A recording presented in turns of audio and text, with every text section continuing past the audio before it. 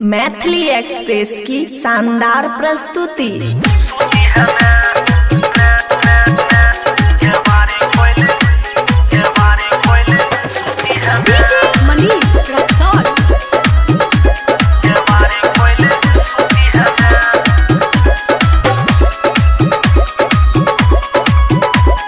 खुशी recording studio बलुआहा। हम 3 बजे भोरे आइबो रानी, हम 3 बजे भोरे आइबो रानी, के बारी खोल सुती है ना। हम 3 बजे भोरे आइबो रानी, के बारी खोल सुती है ना, के बारी खोल सुती है ना, के बारी खोल सुती है ना।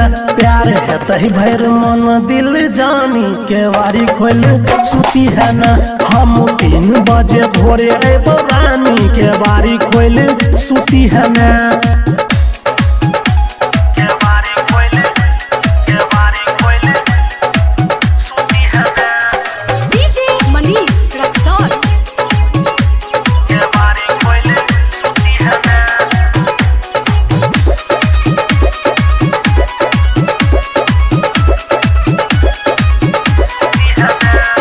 चोरी छिपे आई बगोहाली घर में, फोन पर बतई है के सुतल छो लग में। चोरी छिपे आई बगोहाली घर में, फोन पर बतई है के सुतल छो लग में। हरा झंडी देखई है गे रानी, हरा झंडी देखई है गे रानी, के बारी खोल सुती है ना। हम 3 बजे भोरे आइबो रानी, के बारी खोल सुती है ना।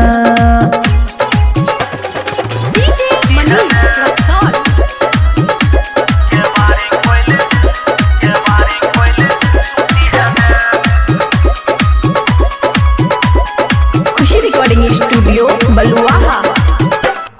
चोली के हुक खोलबो करी है नहीं माना, नरेश निराला छो तोहर दीवाना। चोली के हुक खोलबो करी है नहीं माना, नरेश निराला छो तोहर दीवाना। तोरा बहिया में भरबोगे रानी, तोरा बहिया में भरबोगे रानी, के बारी खोल सुती है ना। हम 3 बजे भोरे आइबो रानी, के बारी खोल सुती है ना, के बारी खोल सुती है ना, के बारी खोल सुती है ना। प्यार है तही भैर मन दिल जानी, के बारी खोल सुती है ना। हम 3 बजे भोरे आइबो रानी, के बारी खोल सुती है ना। खुशी रिकॉर्डिंग स्टूडियो बलुआहा।